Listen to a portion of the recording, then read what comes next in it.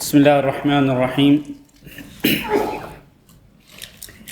الحمد لله رب العالمين، والصلاة والسلام على أشرف الأنبياء والمرسلين وعلى آله الطاهرين وأصحابه الطيبين ومن تبعهم بإحسان إلى يوم الدين. أما بعد، سبحانك لا علم لنا إلا ما علمتنا إنك أنت العليم الحكيم. اللهم إنا نسألك علما نافعا وعملا متقبلا ورزقا طيبا وشفاء من كل داء. اللهم انفعنا بما علمتنا وعلمنا ما ينفعنا وزدنا علما. اللهم إنا نعوذ بك من علم لا ينفع ومن قلب لا يخشع ومن نفس لا تشبع ومن دعوة لا يستجاب لها. عزیز القدر بزرگوں، دوستوں اور بھائیوں اور معززات ماؤں، بہنوں، بیٹیوں اور خواتین اسلام، آپ سب حضرات کو مسجد المزینی سالمیہ کویت میں خوش آمدید کہتا ہوں۔ اسی طرح وہ حضرات، وہ ہمارے بھائی اور وہ ہماری بہنیں جو ہمیں آن لائن دیکھتے ہیں، سنتے ہیں یا بعد میں ہمارے اس پروگرام کی ریکارڈنگ سنتے ہیں اور اس سے استفادہ کرتے ہیں، سب کو خوش آمدید کہتا ہوں۔ اور سب کے لیے اللہ رب العزت کی بارگاہ میں یہی دعا ہے کہ اللہ رب العزت ہمیں علم نافع نصیب فرمائے، اللہ رب العزت ہمارے دینی علم کے اندر اضافہ فرمائے، اللہ رب العزت قرآن و حدیث کو سمجھنے اور سمجھ کر عمل کرنے کی توفیق دے۔ اللہ رب العزت ہمارے بیماروں کو شفائے کاملہ نصیب فرمائے، اور جو لوگ پریشان حال ہیں ہمارے بھائیوں میں سے یا ہماری بہنوں میں سے، اللہ تعالیٰ سب کی پریشانیاں دور فرمائے۔ اللہ رب العزت ہمیں دین و دنیا کی ہر خیر و بھلائی نصیب فرمائے، اور ہر قسم کے شر اور فتنے سے اللہ رب العزت ہمیں اپنی پناہ میں رکھے، اور اللہ رب العزت ہمیں اپنی توحید پر استقامت اور ثابت قدمی نصیب فرمائے۔ ہمارا خاتمہ ہو تو اس حالت میں ہو کہ اللہ رب العزت ہم سے راضی ہو اور ہم اللہ رب العزت سے راضی ہوں۔ پچھلے درس میں ہم نے سورۃ البقرہ کی آیت نمبر 167 تک پڑھا تھا۔ آج ہم سورۃ البقرہ کی آیت نمبر 168 سے شروع کرتے ہیں باذن اللہ تعالی۔ اعوذ باللہ من الشیطان الرجیم۔ یا ایھا الناس کلوا مما فی الارض حلالا طیبا ولا تتبعوا خطوات الشیطان انه لکم عدو مبین۔ انما یأمرکم بالسوء والفحشاء وان تقولوا علی اللہ ما لا تعلمون۔ اللہ رب العزت نے ارشاد فرمایا، یا ایھا الناس، اے لوگو۔ اور یاد رہے کہ سورۃ البقرہ میں اللہ رب العزت نے یہ دوسری مرتبہ یا ایھا الناس کہہ کر خطاب فرمایا۔ اس سے پہلے سورۃ البقرہ کے شروع میں تیسرے رکوع کی جو ابتدا ہے وہ بھی یا ایھا الناس سے ہوئی۔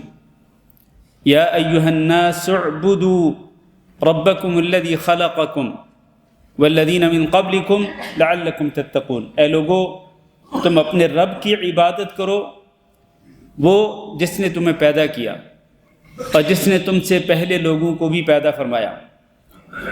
اپنے رب کی عبادت کیوں کرو؟ لعلکم تتقون، تاکہ تمہارے اندر اللہ کا خوف پیدا ہو جائے اور تم پرہیزگار بن جاؤ۔ یہ پہلا خطاب تھا عام لوگوں سے سورۃ البقرہ کے اندر، اور اب یہ جو آیت ہم نے آج شروع کرنی ہے، اس میں دوسری مرتبہ اللہ رب العزت نے عام لوگوں کو خطاب فرمایا۔ اور خطاب کیا ہے؟ خطاب یہ ہے کہ کلوا مما فی الارض، تم کھاؤ ان چیزوں میں سے جو زمین میں ہیں۔ تو اللہ رب العزت کا یہ جو حکم ہے کہ زمین میں جو چیزیں ہیں تم ان میں سے کھاؤ، اس سے کیا یہ ثابت ہوتا ہے کہ زمین میں جو کچھ ہے وہ انسان کھا سکتا ہے؟ ہرگز نہیں، بلکہ اللہ تعالیٰ نے خاص کر دیا کہ حلالاً طیبہ، زمین میں جو چیزیں ہیں ان میں سے آپ نے صرف وہ چیزیں کھانی ہیں جو کیا ہوں؟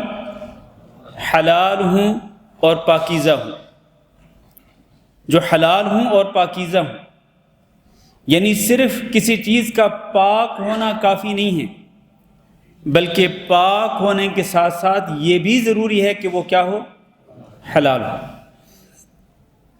اور حلال وہ چیز ہوگی جو پاک ہوگی۔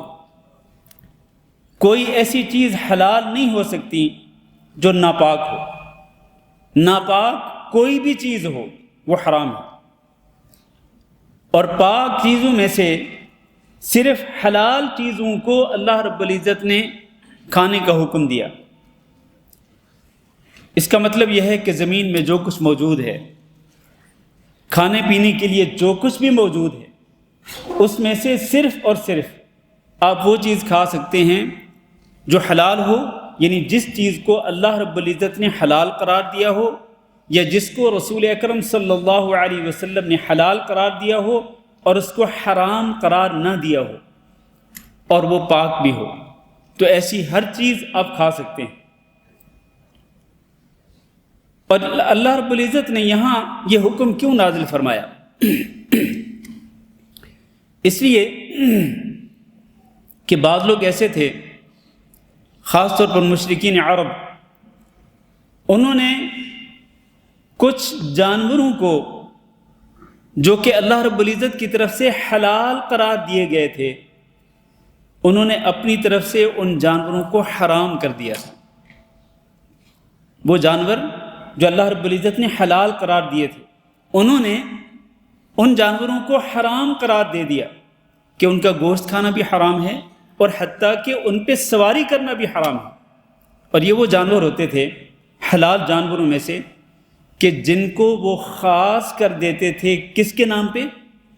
اپنے بتوں کے نام پہ۔ اور اس کا ذکر سورۃ المائدہ کے اندر بھی موجود ہے اور سورۃ الانعام کے اندر بھی موجود ہے۔ ما جعل اللہ من بحیرۃ ولا وصیلۃ ولا سائبۃ ولا وصیلۃ، کہ یہ جو جانور ہیں نا، جن میں سے کسی کا نام انہوں نے بحیرہ رکھا ہوا تھا، کسی کا نام وسیلہ، تو کسی کا نام سام، اور کوئی کسی اور نام سے، ان جانوروں کو انہوں نے اپنے بتوں کے نام پہ وقف کر رکھا تھا اور ان کو آزاد چھوڑ دیا تھا۔ اور وہ عقیدہ یہ رکھتے تھے کہ یہ جانور جو ہیں یہ چاہے حلال ہیں، لیکن چونکہ ہم نے بتوں کے نام پہ ان کو وقف کر دیا ہے، لہذا ان کو ذبح کر کے کھانا بھی حرام ہے، اور حتیٰ کہ ان پہ سواری کرنا بھی حرام ہے۔ اللہ رب العزت نے ان لوگوں کے اس عقیدے کی تردید فرما دی کہ لوگوں، جو چیزیں زمین کے اندر حلال ہیں، پاک ہیں، چاہے وہ جانور ہوں چاہے کچھ اور ہو، اللہ تعالیٰ نے ان چیزوں کو حلال قرار دیا تو تم ان کو حرام مت سمجھو، ان کو حلال سمجھو۔ جن چیزوں کو اللہ نے حلال قرار دیا تم بھی ان کو حلال سمجھو، اور جن چیزوں کو اللہ رب العزت نے حرام قرار دیا ان کو تم بھی حرام سمجھو۔ وہ اس کے عکس کرتے تھے، بعض حلال چیزوں کو حلال، بعض حلال چیزوں کو حرام سمجھتے تھے، اور بعض حرام چیزوں کو حلال سمجھتے تھے، بعض حرام چیزوں کو حلال سمجھتے تھے۔ تو اللہ رب العزت نے ان کے اس نظریے کی تردید فرما دی، کلوا مما فی الارض حلالا طیبا، زمین میں جو کچھ ہو اس میں سے تم حلال کو کھاؤ اور پاکیزہ چیز کو کھاؤ، اور یاد رکھو ولا تتبعوا خطوات الشیطان، اور تم نے شیطان کے نقش قدم پہ نہیں چلنا، شیطان کے نقش قدم کو فالو نہیں کرنا۔ کیوں؟ اس لیے کہ شیطان ہی وہ ہے جو کہ انسانوں کو اس بات کی طرف دعوت دیتا ہے کہ جو چیزیں اللہ نے حلال کر دی ہیں انہیں حرام سمجھ لو، اور جو چیزیں اللہ نے حرام کر دی ہیں ان کو حلال سمجھ لو۔ یہ شیطان ہے، یہ شیطان کا نقش، یہ شیطان کا اس کا ایک منہج ہے اور اس کا طریقہ کار ہے۔ وہ اس منہج اور اس طریقہ کار کی طرف لوگوں کو دعوت دیتا ہے۔ اللہ نے منع کر دیا کہ شیطان کے نقش قدم پہ نہیں چلنا۔ کیوں؟ انہ لکم عدو مبین، کیونکہ وہ تمہارا واضح ترین دشمن ہے۔ جب وہ واضح ترین دشمن ہے تو تم بھی اس کو اپنا دشمن سمجھو اور اس کو اپنا دوست نہ بناؤ، اور اس کی طرف سے پیدا ہونے والے وسوسوں پہ عمل نہ کرو۔ جو چیز حلال ہے اللہ کی طرف سے، اللہ کے رسول کی طرف سے، اسے حلال ہی سمجھو، اور جو چیز اللہ اور اللہ کے رسول کی طرف سے حرام ہے اس کو حرام ہی سمجھو۔ حلال اور حرام کرنے کا اختیار صرف اللہ اور اللہ کے رسول صلی اللہ علیہ وسلم کے پاس ہے۔ پھر اللہ رب العزت نے اسی شیطان کے بارے میں ذکر فرمایا کہ انما یأمرکم بالسوء والفحشاء، یہ جو شیطان ہے یہ تو تمہیں صرف اور صرف 3 باتوں کا حکم دیتا ہے۔ بالسوء، ایک تو برائی کا حکم دیتا ہے، دوسرا والفحشاء، اور ہر ایسے کام کا حکم دیتا ہے جس میں بے حیائی کا پہلو، بے حیائی والے کاموں کا تمہیں حکم دیتا ہے، اور تیسرا وَأَن تَقُولُوا عَلَى اللَّهِ مَا لَا تَعْلَمُونَ، اور تم اللہ پہ وہ کہو جس کو تم نہیں جانتے ہو، اللہ کے بارے میں وہ چیز کہو جس کو تم نہیں جانتے ہو، جس کا تمہیں علم نہیں ہے۔ اور چونکہ وہ لوگ حلال چیزوں کو حرام کہتے تھے اور حرام چیزوں کو حلال کہتے تھے، تو یہ وہ چیز تھی جو اللہ رب العزت پر جھوٹ گھڑنے کے مترادف تھی، اللہ پہ جھوٹ گھڑنے کے برابر تھی، کیونکہ اللہ رب العزت نے تو یہ نہیں کہا تھا کہ حلال جانوروں کو حرام سمجھ لو اور حرام چیزوں کو حلال سمجھ لو، اللہ نے تو یوں نہیں کہا تھا، یہ شیطان کہتا تھا۔ برائی کا حکم بھی دینا شیطان کا کام، بے حیائی کا کوئی بھی کام ہو، چاہے وہ بے حیائی کا عمل ہو، چاہے وہ بے حیائی والی گفتگو ہو، چاہے وہ آڈیو ہو جس میں بے حیائی پائی جاتی ہے، چاہے وہ ویڈیو ہو جس میں بے حیائی پائی جاتی ہے، اس آڈیو اور ویڈیو جس کے اندر بے حیائی کا کوئی بھی پہلو موجود ہو، اس کا حکم کون دیتا ہے؟ شیطان دیتا ہے۔ لہذا ہمیں میرے عزیز بھائیوں آج سوشل میڈیا پہ خاص طور پر اللہ رب العزت سے ڈرنا چاہیے، اور کوئی ایسی آڈیو ہم لوگوں کے ساتھ شیئر نہ کریں جس کے اندر بے حیائی پائی جاتی ہو، جس کے اندر میوزک اور گانا پایا جاتا ہو، اور کوئی ایسی ویڈیو ہم لوگوں کے ساتھ شیئر نہ کریں جس کے اندر بے حیائی، حیا سوز اور حیا باختہ منظر پائے جاتے ہوں۔ یعنی کوئی ایک با حیا انسان ایسے منظروں کو دیکھنا گوارا نہ کرے۔ ایسے جو منظر ہیں اور ایسی آڈیوز اور ایسی ویڈیوز، ان کو دیکھنے کا حکم شیطان دیتا ہے، لہذا ہمیں اس کا حکم نہیں ماننا چاہیے، بلکہ ہمیں ہر ایسی آڈیو سے بچنا ہے اور ہر ایسی ویڈیو سے بچنا ہے جس کے اندر کسی بھی طریقے سے بے حیائی کا پہلو پایا جاتا ہے۔ وَأَن تَقُولُوا عَلَى اللَّهِ مَا لَا تَعْلَمُونَ، اور تم اللہ پہ ایسی بات کہو جس کا تمہیں علم نہ ہو۔ اس دور کے اندر لوگ حلال کو حرام یا حرام کو حلال کہہ کر اللہ کی طرف غلط چیزوں کو منسوب کرتے تھے، اور آج بعض مسلمان ایسے موجود ہیں جو کہ اللہ کی طرف ان چیزوں کو منسوب کرتے ہیں جو اللہ نے نہیں کہی۔ اس لیے اللہ تعالیٰ سے ڈرنا چاہیے انسان کو۔ اللہ پہ جھوٹ گھڑنا یہ سب سے بڑا جھوٹ ہے، اس سے بڑا کوئی جھوٹ نہیں ہو سکتا، اور یہ کبیرہ گناہ ہے اللہ پہ جھوٹ گھڑنا، اللہ کی طرف ایسی کسی بات کو منسوب کرنا جو اللہ نے نہیں کہی۔ اس لیے انسان کو اس سے ڈرنا چاہیے۔ وَإِذَا قِيلَ لَهُمُ اتَّبِعُوا، اور جب ان سے کہا جاتا ہے کہ اتبعوا ما انزل اللہ، تم اس کی پیروی کرو جو اللہ نے اتاری۔ اللہ نے کس چیز کو نازل کیا؟ قرآن مجید کو۔ اللہ تعالیٰ نے جو شریعت نازل کی اپنے پیارے نبی حضرت محمد صلی اللہ علیہ وسلم پر، اللہ تعالیٰ نے جو وحی نازل کی، جب ان سے یہ کہا جاتا کہ تم اس شریعت اور اس وحی کی اتباع کرو جو اللہ تعالیٰ کی طرف سے نازل کی گئی ہے، تو اس کے جواب میں کیا کہتے تھے؟ کہتے تھے بل نتبع ما الفینا علیہ آباءنا، بلکہ ہم تو اس کی اتباع کرتے ہیں اور اس کو فالو کرتے ہیں جس پر ہم نے اپنے آباء و اجداد کو پایا، اپنے باپ دادا کو ہم نے جس چیز پہ پایا ہم تو بس اسی کی اتباع کرتے ہیں۔ اب یہ آیت جو ہے یہ اگرچہ مشرکین کے بارے میں اور یہود و نصارہ کے بارے میں ہے، لیکن آج اگر مسلمانوں کا جائزہ لیں تو مسلمانوں کے اندر بھی یہ چیز پائی جاتی ہے۔ جب مسلمانوں کو دعوت دی جاتی ہے کہ اس چیز کی پیروی کرو جس کو اللہ تعالیٰ نے قرآن مجید میں نازل فرمایا، یا اس چیز کی اتباع کرو جس کو اللہ رب العزت نے اپنے پیارے نبی جناب محمد صلی اللہ علیہ وسلم پر نازل فرمایا، تو کہتے ہیں کہ نہیں، ہم تو اس کی پیروی کریں گے جس پہ ہم نے اپنے آباء و اجداد کو پایا۔ کیا ہمارے آباء و اجداد جاہل تھے؟ کیا ان کے پاس علم نہیں تھا؟ یا پھر اس کے جواب میں کہتے ہیں نہیں جی، ہم تو فلاں عالم کی اتباع کریں گے، ہم تو فلاں امام کی اتباع کریں گے۔ کیا وہ امام اور کیا وہ عالم، کیا وہ جاہل تھے؟ ان کے پاس علم نہیں تھا؟ آپ کوئی بڑے عالم ہو ہمارے اماموں سے، ہمارے عالموں سے کوئی بڑے عالم ہو؟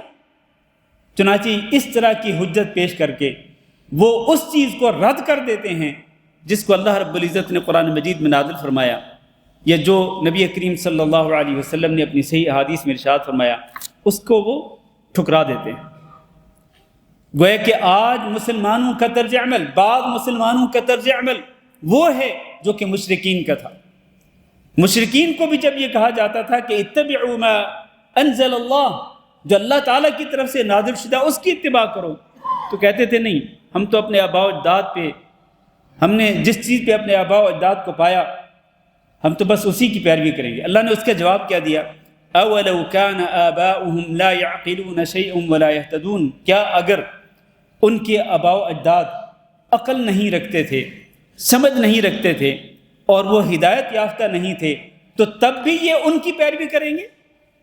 مطلب یہ ہے کہ انسان کو اللہ رب العزت نے عقل دی ہے، مجھے اور آپ کو اللہ رب العزت نے عقل دی ہے، سمجھ بوجھ عطا کی ہے، تو ہم اپنی عقل سے کام لینے کی بجائے ہم اندھی تقلید کرنے پہ تل جائیں کہ جیسے ہمارے باپ دادا کرتے تھے ہم تو ویسے ہی کریں گے۔ تو اللہ تعالیٰ نے فرمایا کہ اگر تمہارے باپ دادا، ان کے پاس اگر عقل نہیں تھی، ان کے پاس اگر سمجھ بوجھ نہیں تھی، اور اگر وہ ہدایت یافتہ نہیں تھے، تو کیا پھر بھی تم آنکھیں بند کر کے ان کی اندھی تقلید کرو گے؟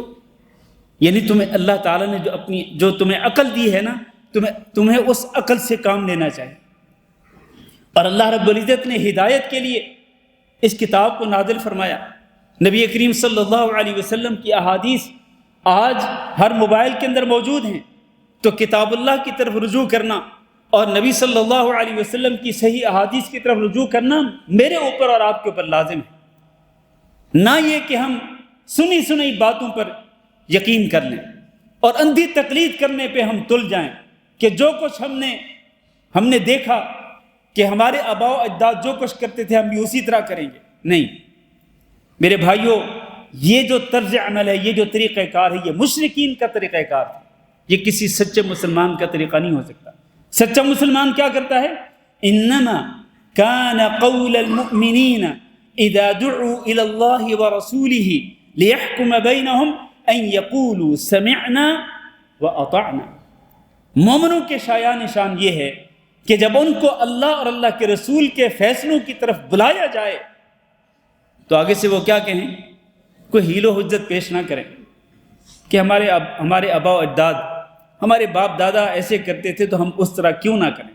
نہیں، اس قسم کی حیل و حجت پیش کرنے کی بجائے کیا کرنا چاہیے مومنوں کو؟ سمعنا واطعنا، ہم نے سنا اللہ کے فرمان کو اور نبی صلی اللہ علیہ وسلم کی حدیث مبارک کو سنا، اور ہم نے کیا کیا؟ اطعنا، ہم نے مان لیا۔ ہم نے سننے کے بعد اطاعت و فرما برداری کرنی ہے۔ ہم نے اپنے آباء و اجداد کے دین پر اور ان کے منہج پہ ڈٹ نہیں جانا، بلکہ اللہ اور اللہ کے رسول کی اتباع کرنی۔ پھر اللہ رب العزت نے آگے مثال بیان فرمائی، وَمَثَلُ الَّذِينَ كَفَرُوا، مثال ان لوگوں کی جنہوں نے کفر کیا۔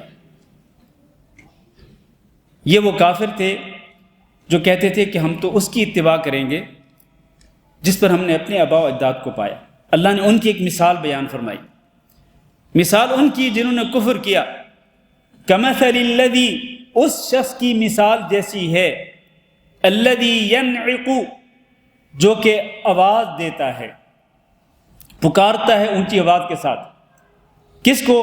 بما لا يسمع الا دعاء ونداء، وہ ان جانوروں کو پکارتا ہے، ان جانوروں کو آواز دیتا ہے کہ جو نہیں سنتے ہیں مگر صرف اور صرف پکار کو اور آواز کو۔ یعنی جو شخص جانوروں کو آواز لگائے جانوروں کو پکارے تو جانور اس پکارنے والے کی، چاہے وہ جانوروں کا چرواہا ہو، جانوروں کا مالک ہو یا کوئی اور ہو، جو شخص بھی جانوروں کو پکارے گا، آواز دے گا، تو جانور صرف کانوں کے ذریعے اس کی آواز کو تو سن لیں گے، اس کی پکار کو تو سن لیں گے، لیکن وہ سمجھیں گے نہیں کہ یہ پکارنے والا کس چیز کی طرف پکار رہا ہے یا یہ کیا کہہ رہا ہے، وہ اس کو سمجھیں گے نہیں۔ بالکل یہی مثال ان کافروں کی۔ آپ ان کافروں کو بھلے آپ ان کو سمجھانے کی کوشش کریں، آپ قرآن و حدیث کے دلائل ان کے سامنے کھول کھول کے بیان کریں، لیکن یہ ان جانوروں کی طرح ہیں جو صرف آواز تو سنتے ہیں، پکار تو سنتے ہیں، لیکن وہ سمجھتے کچھ بھی نہیں۔ اور وہ کیسے ہوتے ہیں؟ سمن، بہرے ہوتے ہیں، بکمن، گنگے ہوتے ہیں، عمیٌ، اندھے ہوتے ہیں، فہم لا یعقلون، چنانچہ انہیں کچھ بھی سمجھ نہیں آتا۔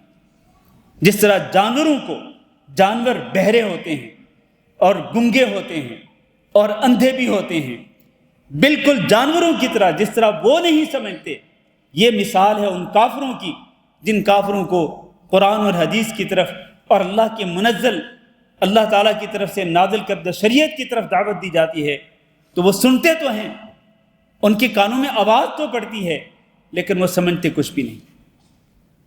اس سے ثابت یہ ہوا میرے بھائیوں، ذرا غور کیجئے گا کہ قرآن اور حدیث کو سننے کے باوجود اگر کوئی انسان قرآن اور حدیث کو سمجھنے کے لیے تیار نہ ہو اور قرآن و حدیث پر عمل کرنے کے لیے تیار نہ ہو، تو اس کے اندر یہ جو صفت پائی جاتی ہے، یہ صفت کن کی ہے؟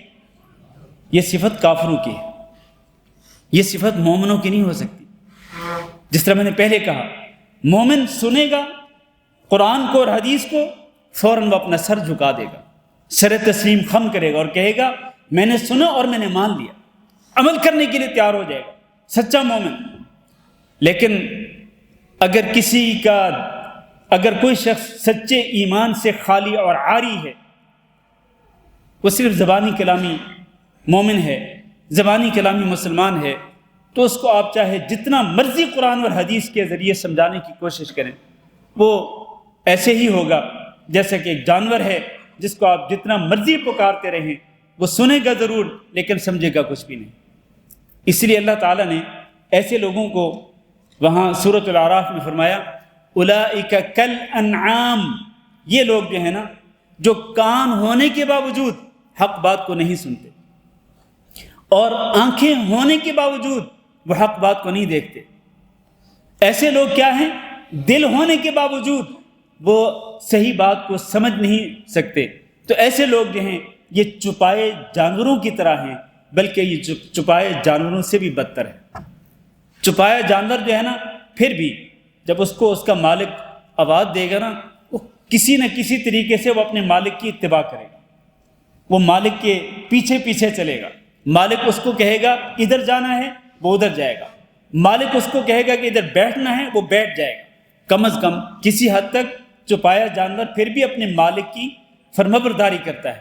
لیکن یہ انسان جس کو اللہ تعالیٰ نے عقل بھی دی، کان بھی دیے، زبان بھی دی، اور اللہ رب العزت نے آنکھیں بھی دی، سمجھنے کی صلاحیت بھی دی، اس کے باوجود بھی قرآن اور حدیث کو سن کر اگر وہ کچھ نہیں سمجھ پاتا تو پھر یہ شخص چپائے جانور سے بھی بدتر ہو۔ وَأُولَئِكَ هُمُ الْغَافِلُونَ، اور ایسے ہی لوگ غافل ہیں۔ اللہ تعالیٰ سے دعا کرتے ہیں کہ اللہ ہم سب کو ایسے لوگوں میں سے نہ بنائے۔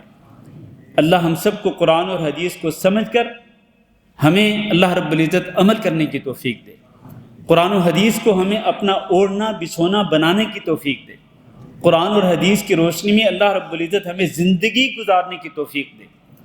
ہم دنیا میں کسی بھی فیلڈ کے اندر ہوں، کسی بھی شعبے کے اندر کام کرتے ہوں، ہر فیلڈ اور ہر شعبے کے اندر ہم بحیثیت مسلمان اس بات کے پابند ہیں کہ ہم اللہ رب العزت کے حکم کی فرما برداری کریں اور رسول اکرم صلی اللہ علیہ وسلم کے حکم کی فرما برداری کریں۔ یا ایھا الذین آمنوا کلوا من طیبات ما رزقناکم، آیت نمبر 168 میں اللہ رب العزت نے عام لوگوں کو خطاب فرمایا کہ زمین میں سے وہ چیزیں کھاؤ جو حلال ہوں اور پاک ہوں، لیکن یہاں اس آیت کے اندر اللہ رب العزت عام لوگوں میں سے صرف اور صرف اہل ایمان کو خطاب فرما رہے ہیں، اے ایمان والو کلوا من طیبات ما رزقناکم، تم ان پاکیزہ چیزوں میں سے کھاؤ جو ہم نے تمہیں رزق کے طور پر عطا کی، اور صرف کھانا ہی نہیں بلکہ واشکروا للہ، اور اللہ کا شکر بھی ادا کرو، ان کنتم ایاہ تعبدون، اگر تم صرف اسی اللہ کی عبادت کرنے والے ہو تو پھر اللہ رب العزت کا دیا ہوا کھا کر، اور اللہ رب العزت کا دیا ہوا پی کر، اور اللہ رب العزت کا دیا ہوا پہن کر، ان ساری نعمتوں پہ تم اس اللہ رب العزت کا شکرانہ بھی ادا کرو، اگر تم واقعتاً اس اللہ کی عبادت کرنے والے ہو تو۔ اس سے یہ بھی ثابت ہوتا ہے میرے بھائیو، توجہ سے سنیے گا، کہ اکیلے اللہ رب العزت کی عبادت کے تقاضوں میں سے ایک تقاضا یہ ہے کہ شکرانہ کس کے لیے ادا کریں؟ اللہ کے لیے ادا کریں، اس لیے کہ اللہ رب العزت ہم سب کا محسن ہے۔ اللہ نے ہمیں وہ نعمتیں دی ہیں کہ ان نعمتوں میں سے کسی ایک نعمت کا بدلہ بھی ہم چکا نہیں سکتے، ایک نعمت کا بھی شکرانہ ادا نہیں کر سکتے۔ آپ نعمتوں میں سے کسی ایک نعمت کو دیکھ لیں، یہ انسان کو اللہ رب العزت نے آنکھیں دی ہیں دیکھنے کے لیے، یہ نور ہے انسان کے لیے جس کے ساتھ انسان دیکھتا ہے، دنیا کے مختلف مناظر کا مشاہدہ کرتا ہے، لیکن اللہ رب العزت اگر اس نعمت کو چھین لے، پھر انسان کو یہ کہا جائے کہ دیکھو تمہارے پاس جتنی دولت ہے وہ ساری کی ساری تم خرچ کر دو، تمہاری آنکھیں ٹھیک ہو جائیں گی، تو انسان اپنی ساری کی ساری دولت خرچ کرنے پہ تیار ہو جائے گا اپنی آنکھوں کی بینائی لٹانے کے لیے، آنکھوں کا علاج کرنے کے لیے۔ یہ زبان کے اندر اللہ رب العزت نے بولنے کی صلاحیت رکھی، اگر اللہ تعالیٰ اس صلاحیت کو چھین لے، پھر ڈاکٹرز یہ کہیں کہ تمہارا جتنا بینک بیلنس ہے وہ سارے کا سارا خرچ کرنا پڑے گا، پھر اس کے بعد تمہاری قوت گویائی واپس آ جائے گی، تو انسان اپنا پورا بینک بیلنس خرچ کرنے پہ تیار ہو جائے گا۔ ایک نعمت کی قیمت آپ ادا نہیں کر سکتے، ایک نعمت۔ کانوں میں اللہ رب العزت نے سماعت کی قوت پیدا کی ہے، قوت سماعت، سننے کی طاقت اللہ تعالیٰ نے پیدا کی۔ اگر ایک انسان کو اس نعمت سے محروم کر دیا جائے اور ڈاکٹرز یہ کہیں کہ تمہاری جتنی پراپرٹی ہے، جتنا بینک بیلنس ہے تمہیں خرچ کرنا پڑے گا یہ کانوں کی قوت سماعت کو لٹانے کے لیے، تو انسان سب کچھ خرچ کرنے پہ تیار ہو جائے گا کانوں کی یہ نعمت اللہ تعالیٰ سے واپس لینے کے لیے، اس کو لٹانے کے لیے۔ ایک ایک نعمت کی قیمت اور ایک ایک نعمت کا بدلہ ہم ادا نہیں کر سکتے، ایک ایک نعمت کا شکرانہ ادا نہیں کر سکتے۔ وَإِن تَعُدُّوا نِعْمَةَ اللَّهِ لَا تُحْصُوهَا، تو اللہ تعالیٰ کی نعمتوں کا شکرانہ ادا کرنا ضروری ہے۔ یا ایھا الذین آمنوا کلوا من طیبات ما رزقناکم، اس سے یہ بھی ثابت ہوا کہ جہاں تمام لوگوں سے یہ خطاب فرمایا کہ وہ زمین میں سے وہ چیزیں کھائیں جو حلال اور پاک ہوں، خاص طور پر اہل ایمان کو اللہ رب العزت نے پابند کر دیا ہے کہ وہ صرف اور صرف پاکیزہ چیزوں کو اور حلال چیزوں کو کھائیں اور حرام کی طرف نہ جائیں، ورنہ پھر اگر انسان حرام کی طرف جائے اور حرام کھانا شروع کر دے، حرام پینا شروع کر دے، حرام پہننا شروع کر دے، تو اس کی کوئی ایک عبادت بھی اللہ رب العزت کے ہاں قابل قبول نہیں ہوگی۔ ایک عبادت، دعا جیسی عبادت ایک بہت بڑی عبادت، رسول اکرم صلی اللہ علیہ وسلم نے ارشاد فرمایا، حدیث صحیح مسلم کے اندر موجود ہے اور حدیث کا نمبر ہے 1015۔ اللہ کے رسول نے فرمایا کہ اللہ رب العزت نے ایمان والوں کو بھی اسی چیز کا حکم دیا جس کا حکم اللہ رب العزت نے رسولوں کو دیا۔ رسولوں کو کیا فرمایا؟ یا ایھا الرسل کلوا من الطیبات واعملوا صالحا، کہ اے رسولو تم پاکیزہ چیزوں کو کھاؤ۔ یہ حکم اللہ رب العزت نے رسولوں کو دیا تو اللہ رب العزت نے اہل ایمان کو بھی یہی حکم دیا، یا ایھا الذین آمنوا کلوا من طیبات ما رزقناکم، اے ایمان والو تم وہ چیزیں کھاؤ جو ہم نے تمہیں عطا کی اور وہ پاک ہیں اور وہ حلال ہیں، صرف ان چیزوں کو کھاؤ۔ ایمان والوں کو بھی یہ حکم دیا۔ اس کے بعد اللہ کے رسول صلی اللہ علیہ وسلم نے ایک آدمی کا ذکر کیا جو کہ پراگندہ حالت میں بکھرے بالوں کے ساتھ وہ سفر کر کے جاتا ہے، اور سفر کے دوران وہ اپنے ہاتھوں کو پھیلا کر یمد یدیہ ویقول یا ربی یا ربی، اپنے ہاتھوں کو پھیلا کر وہ یا رب کہہ کر وہ دعا کرتا ہے، جبکہ ومطعمہ حرام ومشربہ حرام وملبسہ حرام فأنى يستجاب لذلك، اس کا کھانا بھی حرام کا، اس کا پینا بھی حرام کا، اس کا لباس بھی حرام کا، تو اس شخص کی دعا کیسے قبول کی جائے گی؟ یہ بندہ دور کا سفر کر کے جاتا ہے، جبکہ اللہ تعالیٰ مسافر کی دعا کو رد نہیں کرتا، سفر کر کے جاتا ہے اور سفر میں اپنے ہاتھوں کو پھیلا کر یا رب کہہ کر پکارتا ہے۔ اللہ تعالیٰ ایسے انسان کی دعا کو بھی رد نہیں کرتا، لیکن یہ انسان چاہے یہ دور کا سفر کر کے گیا، چاہے یہ اپنے ہاتھوں کو پھیلا کر یا رب کہہ کر پکار رہا ہے، لیکن اللہ اس کی دعا کو قبول نہیں کرتا، کیونکہ اس کا کھانا پینا اور پہننا حرام کا ہے۔ اس لیے اللہ تعالیٰ نے یہاں حکم دیا کہ کلوا من طیبات ما رزقناکم، جو پاکیزہ چیزیں ہم نے تمہیں عطا کی ہیں بس انہی کو کھاؤ، اور حرام چیزوں کی طرف اپنا ہاتھ نہ بڑھاؤ۔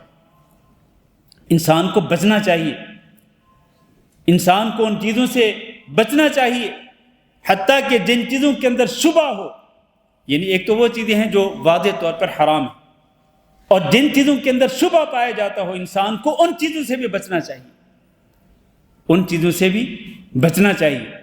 وہ جیسے حضرت ابوبکر صدیق رضی اللہ تعالیٰ عنہ، ان کے ایک غلام نے کھانا کھلایا، کھانا کھلانے کے بعد اس نے پوچھا کہ آپ کو پتہ ہے کہ میں نے جو کھانا آپ کو کھلایا یہ کہاں سے لایا تھا؟ پوچھا کہاں سے لایا تھا؟ کہا اصل میں جاہلیت کے دور میں میں نے کہانت کی تھی اور پھر اس پر میں نے اس سے کوئی اجرت نہیں لی تھی، جس کے لیے میں نے کہانت کی تھی میں نے اس سے کوئی اجرت نہیں لی تھی۔ آج اس سے ملاقات ہو گئی تو اس کو میرا یہ احسان یاد آیا، تو اس نے مجھے یہ کھانا دیا ہے، میرے اس احسان کا بدلہ چکانے کے لیے۔ احسان کیا؟ کہ میں نے اس کے لیے کہانت کی تھی، حالانکہ میں کہانت نہیں جانتا تھا۔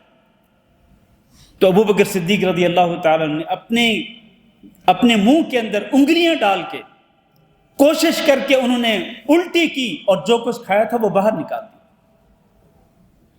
نکال دیا، کیونکہ اس کے اندر شبہ تھا کہ اس انسان نے ایک حرام کام کر کے، کیونکہ کہانت کرنا حرام ہے، تو حرام کام کر کے اس کی جو اس نے اجرت وصول کی تھی، ظاہر وہ بھی حرام تھا۔ تو ابوبکر صدیق رضی اللہ تعالیٰ نے اس کو الٹی کر کے باہر نکال دیا۔ اس لیے میرے بھائیوں، انسان کو صرف اور صرف حلال کھانے پہ، حلال پینے پہ اکتفا کرنا چاہیے اور حرام سے بچنا چاہیے۔ اس کے بعد اللہ تعالیٰ نے 4 حرام چیزوں کا ذکر فرمایا۔ انما حرم علیکم المیتہ، کہ اللہ تعالیٰ نے تو تم پر حرام کیا ہے مردار کو، والدم اور خون کو، ولحم الخنزیر اور خنزیر کے گوشت کو، وما اہل بہ لغیر اللہ، اور ہر اس چیز کو حرام کیا جس پہ اللہ کے سوا کسی اور کا نام پکارا جائے۔ اب یہاں پر یہ شبہ پیدا ہوتا ہے کہ کیا یہی 4 چیزیں ہی حرام ہیں، یا ان 4 چیزوں کے علاوہ اور بھی کئی چیزیں حرام ہیں؟ اس کا جواب یہ ہے کہ یہ 4 چیزیں بھی حرام ہیں، اور ان 4 چیزوں کے علاوہ اور بھی کئی چیزیں حرام ہیں، لیکن یہاں اللہ رب العزت نے کلمہ حصر کے ساتھ انما کہہ کر جو 4 چیزوں کا بیان کیا، اصل میں اس کا ایک پس منظر ہے۔ پس منظر کیا ہے؟ پس منظر وہ ہے جو کہ میں نے تھوڑی دیر پہلے ذکر کیا، کہ مشرکین کیا کہتے تھے کہ حلال جانوروں کو وہ اپنے بتوں کے نام پہ وقف کر کے وہ حرام سمجھتے تھے، حلال جانوروں کو اپنے بتوں کے نام پہ وقف کر کے وہ ان کو حرام سمجھتے تھے کہ ان کا گوشت کھانا بھی حرام، ان پہ سواری کرنا بھی حرام۔ اللہ تعالیٰ نے فرمایا کہ نہیں، وہ تو حلال ہیں، وہ جانور حلال ہیں، وہ تم کھا سکتے ہو۔ ہاں، اللہ تعالیٰ نے جس چیز کو تم پہ حرام کیا ہے وہ یہ ہے۔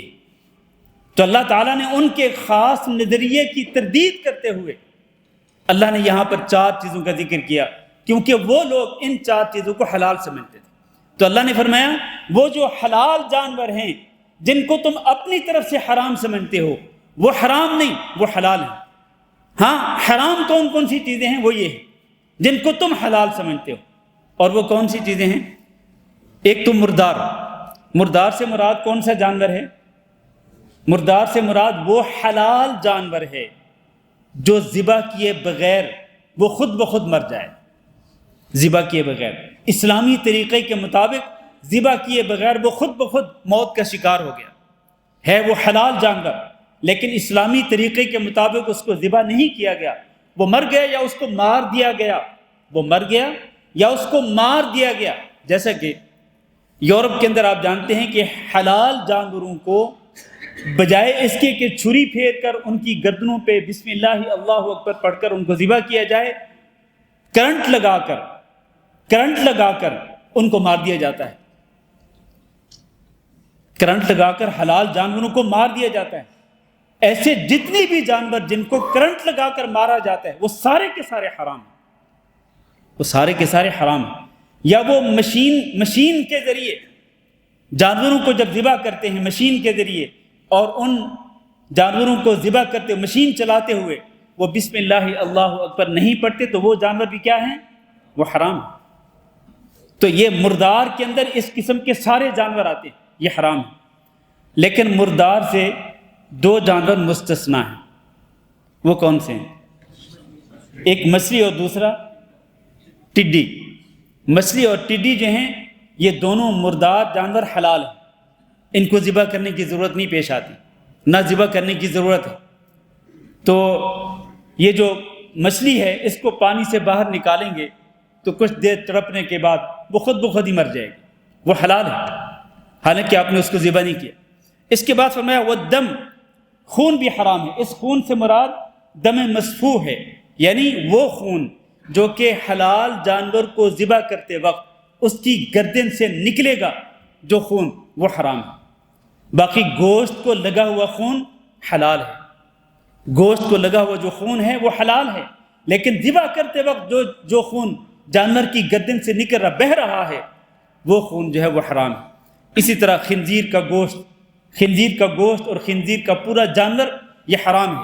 اسی طرح ہر وہ چیز جس پر اللہ کا نام پکارنے کی بجائے اللہ کے علاوہ کسی اور کا نام پکارا جائے گا، چاہے وہ جانور ہو چاہے وہ کوئی بھی اور چیز ہو، جو اللہ کے علاوہ کسی اور کے نام پر خاص کی گئی وہ حرام ہے۔ جیسا کہ کئی لوگ قبروں اور مزاروں کے لیے نذر و نیات پیش کرتے ہیں، قبروں اور درگاہوں اور مزاروں اور آستانوں کے لیے نذر و نیات پیش کرتے ہیں، اور وہاں پر دیگیں پکا کے تقسیم کرتے ہیں۔ وہ دیگیں، وہ لنگر کس کے نام پہ ہوتے ہیں؟ وہ مزار والے اور قبر والے کے نام پہ ہوتے ہیں۔ ایسا لنگر اور ایسی دیگوں سے کھانا حرام ہے، اس لیے کہ وہ کھانا خاص کیا گیا ہے اس درگاہ والے بزرگ کے نام پہ، جو بھی ہے اس کے نام پہ وہ چیز خاص کی گئی۔ اسی طرح جو مشروبات، مثلا شربت کی جو سبیل لگائی جاتی ہے یا دودھ کی جو سبیل لگائی جاتی ہے اور وہ اللہ کے علاوہ کسی اور کے نام پر خاص کر دی جاتی ہے، تو ایسی جتنی بھی سبیلیں لگائی جاتی ہیں وہ ساری کی ساری حرام ہیں۔ کیوں؟ اس لیے کہ ان پہ اللہ کا نام نہیں پکارا جاتا، غیر اللہ کا نام پکارا جاتا۔ تو یہ چار چیزیں اللہ تعالیٰ نے حرام قرار دی۔ پھر فرمایا فَمَنِ اضْطُرَّ غَيْرَ بَاغٍ وَلَا عَادٍ، پھر جو شخص مجبور کر دیا جائے ان چار چیزوں میں سے کوئی چیز کھانے پر، لیکن غیر باغ، وہ خود حرام کھانے کا طلبگار نہ ہو بلکہ وہ مجبور ہو، ولا عاد، اور وہ ایک حد سے تجاوز کرنے والا بھی نہ ہو، یعنی جتنی اس کو مجبوری ہے اپنی مجبوری کے بقدر وہ کھاتا ہے۔ مثال کے طور پر ایک انسان مر رہا ہے اور اس کے پاس کھانے کے لیے کچھ نہیں سوائے ان حرام چیزوں میں سے کسی ایک چیز کے، اس کی جان نکل رہی ہے، جان کے لالے پڑے ہوئے ہیں اس کو، تو اس کو اپنی زندگی باقی رکھنے کے لیے اگر ان حرام چیزوں میں سے کوئی ایک چیز کھانی پڑتی ہے یا پینی پڑتی ہے تو جائز، بشرط یہ کہ دو شرطوں کے ساتھ۔ ایک شرط یہ ہے کہ وہ خود حرام کھانے یا حرام پینے کا طلبگار نہ ہو، اس کے دل کے اندر کوئی رغبت نہ ہو کہ میں حرام کھاؤں یا حرام پیوں، کوئی رغبت نہیں ہے۔ دوسرا یہ ہے کہ بس وہ اتنا ہی کھائے یا پیے جس کے ساتھ اس کی مجبوری ختم ہو جائے، اس کی ضرورت پوری ہو جائے۔ تو اللہ نے فرمایا جس شخص کو مجبور کر دیا جائے ان دو شرطوں کے ساتھ فلا اثم علیہ، تو اس پر کوئی گناہ نہیں ہوگا۔ ان اللہ غفور الرحیم، اللہ رب العزت یقینی طور پر بہت زیادہ معاف کرنے والا بھی ہے اور بہت زیادہ رحم کرنے والا بھی ہے۔ اس قسم کے حالات کے اندر اگر ایک انسان بہت زیادہ مجبور ہو جائے، مجبوری کی بنا پر اگر اس کو حرام کھانا پڑ جائے، تو پھر اللہ رب العزت معاف کرنے والا ہے اور بہت ہی رحم کرنے والا ہے۔ یہاں آگے بڑھنے سے پہلے آپ کو ایک قاعدہ سمجھانا چاہتا ہوں، ایک ضابطہ اور ایک رول سمجھانا چاہتا ہوں۔ وہ کیا ہے وہ قاعدہ؟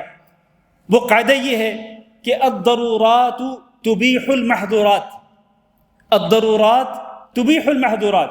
جو ضرورتیں ہوتی ہیں نا، جو مجبوریاں ہوتی ہیں، مجبوریاں ناجائز کاموں کو بھی مباح کر دیتی ہیں، جائز کر دیتی ہیں۔ ناجائز چیزوں کو مجبوریاں جائز کر دیتی ہیں۔ جیسے کبھی یہ آیت گزری ہے، ایک انسان مجبور ہو گیا، اب وہ چیزیں جو حرام ہیں مجبوری کی بنا پر وہ بقدر ضرورت ایک حرام چیز کو استعمال کر سکتے، اس کی اجازت مل جاتی ہے۔ کیوں؟ اس لیے کہ وہ مجبور ہے، اس کے سوا کوئی چارہ نہیں ہے، اس کی زندگی کو خطرہ لاحق ہے، تو لہٰذا زندگی کو بچانے کی خاطر وہ اتنا استعمال کر سکتا ہے جس سے اس کی زندگی بچ سکے۔ آگے بڑھنے سے پہلے میں ایک اور بات بھی ذکر کرنا چاہتا ہوں میرے بھائیوں۔ جیسا کہ میں نے پہلے کہا کہ یہ جو 4 چیزیں اللہ تعالیٰ نے ذکر کی ہیں نا جو حرام ہیں، مردار بھی حرام اور خون بھی حرام، خنزیر کا گوشت بھی حرام، اور ہر وہ چیز جس پہ اللہ کے سوا کسی اور کا نام پکارا جائے وہ حرام۔ صرف یہ 4 چیزیں ہی حرام نہیں، بلکہ ان 4 چیزوں کے علاوہ اور کئی چیزیں ہیں جو حرام ہیں، اور ان کا ذکر آگے آئے گا۔ سورۃ المائدہ کے شروع میں اللہ تعالیٰ نے اور کئی چیزیں ذکر کی ہیں جو حرام ہیں۔ اسی طرح سے نبی کریم صلی اللہ علیہ وسلم نے گھریلو پالتو گدھے کو حرام قرار دیا، کتا حرام قرار دیا، کوا حرام قرار دیا، اور اسی طرح چیل کو حرام قرار دیا، اور نبی صلی اللہ علیہ وسلم نے ایک قاعدہ اور ایک ضابطہ بیان کر دیا کہ درندوں میں سے ہر وہ درندہ حرام ہے جو کہ اپنی کچلی کے ساتھ شکار کرے۔ اپنی کچلی کے ساتھ جو درندہ شکار کرے گا وہ حرام ہے، اور اسی طرح ہر وہ پرندہ بھی حرام ہے جو اپنے پنجوں کے ساتھ شکار کرتا ہے، وہ بھی حرام ہے۔ پنجوں کے ساتھ شکار کرنے والا ہر پرندہ حرام ہے۔ یہ وہ ضابطہ ہے جو کہ نبی کریم صلی اللہ علیہ وسلم نے اپنی احادیث کے اندر بیان کیا ہے۔ تو کہنا یہ چاہتا ہوں کہ صرف ان 4 چیزوں کو حرام نہ سمجھنا، بلکہ ان 4 چیزوں کے سوا بھی بہت ساری چیزیں ہیں جو حرام ہیں، جن کا ذکر قرآن میں بھی ہے اور جن کا ذکر نبی صلی اللہ علیہ وسلم کی احادیث کے اندر بھی ہے۔ کتنے منٹ باقی ہیں؟ 3 منٹ 6 منٹ۔ ان الذین یکتمون ما انزل اللہ من الکتاب، بے شک وہ لوگ جو چھپاتے ہیں اس چیز کو جس کو اللہ رب العزت نے نازل فرمایا، وَيَشْتَرُونَ بِهِ ثَمَنًا قَلِيلًا، اور وہ اس کے ذریعے تھوڑا سا مال خریدتے ہیں۔ اللہ کی نازل کی ہوئی آیات کو وہ چھپاتے ہیں جان بوجھ کر، اللہ کی نازل کی ہوئی آیتوں کو لوگوں کے سامنے کھول کھول کر بیان نہیں کرتے۔ کس کی خاطر؟ چند ٹکوں کی خاطر، چند روپوں کی خاطر وہ اللہ کی نازل کی ہوئی آیتوں کو چھپاتے ہیں۔ جس طرح یہود کیا کرتے تھے؟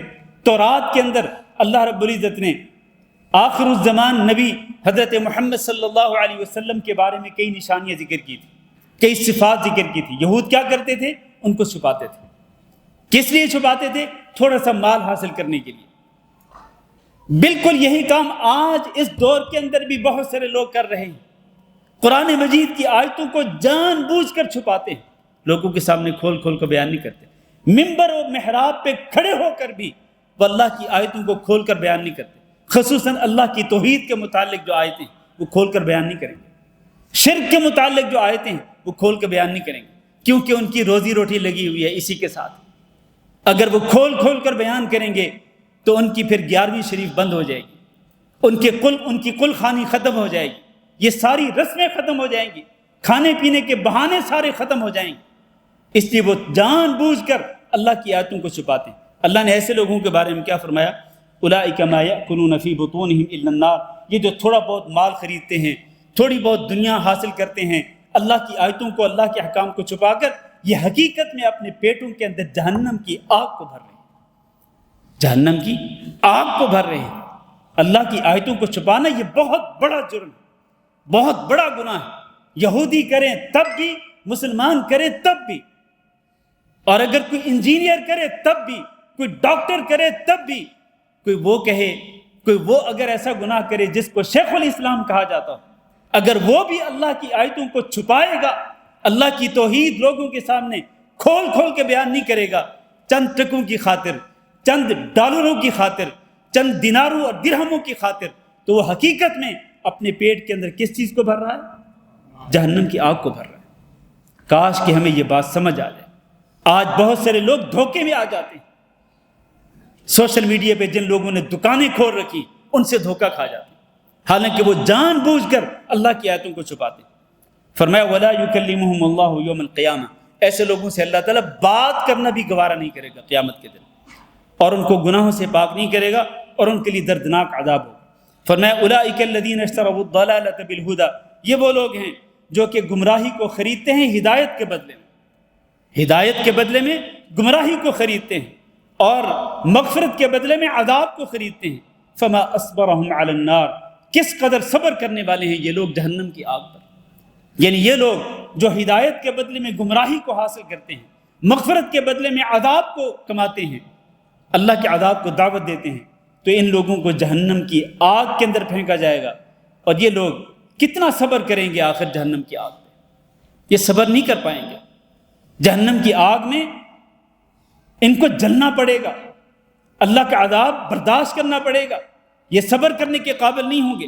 ذَلِكَ بِأَنَّ اللَّهَ نَزَّلَ الْكِتَابَ بِالْحَقِّ، یہ اس لیے کہ اللہ رب العزت نے کتاب کو حق کے ساتھ نازل فرمایا ہے۔ وَإِنَّ الَّذِينَ اخْتَلَفُوا فِي الْكِتَابِ، اور وہ لوگ جو کتاب کے بارے میں اختلاف کرتے ہیں، لفی شقاق بعید، وہ بہت دور کی مخالفت میں چلے گئے۔ یہ جو کتاب ہے نا، نزل الکتاب، الکتاب سے مراد تورات بھی ہو سکتی ہے، اور الکتاب سے مراد قرآن بھی ہو سکتا ہے، کہ اللہ تعالیٰ نے تورات کو حق کے ساتھ نازل فرمایا، لیکن جن لوگوں نے تورات کے بارے میں اختلاف کیا اور کئی چیزوں کو چھپانے کی کوشش کی، وہ یہودی، اللہ نے فرمایا وہ دور کی مخالفت میں چلے گئے۔ اور اس کتاب سے مراد قرآن بھی ہو سکتا ہے، کہ قرآن کو اللہ نے حق کے ساتھ نازل فرمایا، لیکن جو لوگ اس کتاب کے بارے میں اختلاف کرتے ہیں، کئی چیزوں کو ظاہر کرتے ہیں، کئی لوگوں کو چھپاتے ہیں، اپنے مطلب کی بات کو بیان کرتے ہیں، اور جو چیز مطلب کے خلاف ہوتی ہے اس کو چھپانے کی کوشش کرتے ہیں۔ فرمایا لفی شقاق بعید، یہ لوگ دور کی مخالفت میں چلے گئے، یہ بدبختی کا شکار ہو گئے۔ اگر یہ کتاب اللہ کی آیات کے بارے میں اختلاف کریں گے تو یہ بدبختی کا شکار ہو جائیں گے۔ تو میرے بھائیوں، ان آخری آیات سے یہ بات ثابت ہوتی ہے کہ ہمیں اللہ رب العزت کی آیات ایک تو کھول کر بیان کرنی چاہیے، اور جو کھول کے بیان نہیں کرتا، چھپانے کی کوشش کرتا ہے، وہ مجرم ہے اللہ رب العزت کی بارگاہ میں، وہ اپنے پیٹ کے اندر جہنم کی آگ کو بھرتا ہے۔ اللہ تعالیٰ ایسے انسان سے قیامت کے دن بات کرنا بھی گوارا نہیں کرے گا، اور ایسے لوگوں کے لیے دردناک عذاب ہے۔ لہذا ہمیں چاہیے کہ ہم کتاب اللہ کو پوری سنجیدگی کے ساتھ پڑھیں، اس کو سمجھنے کی کوشش کریں، اس کی آیات کو سمجھنے کی کوشش کریں، اور ان آیات پہ عمل کرنے کی کوشش کریں۔ اللہ تعالیٰ نے اس کتاب کی آیات کو اسی لیے نازل فرمایا کہ ہم اس کتاب کی آیات کے ذریعے رہنمائی حاصل کریں، اور اس کے ذریعے ہم نصیحت حاصل کریں، اور اس کتاب کی آیات کو ہم اپنا اوڑھنا بچھونا بنائیں۔ اللہ تعالیٰ سے دعا ہے کہ اللہ ہم سب کو اس کی توفیق دے۔ استغفر اللہ لی ولکم انہ هو الغفور الرحیم، وصلی اللہ وسلم علی نبینا محمد وعلی آلہ واصحابہ اجمعین۔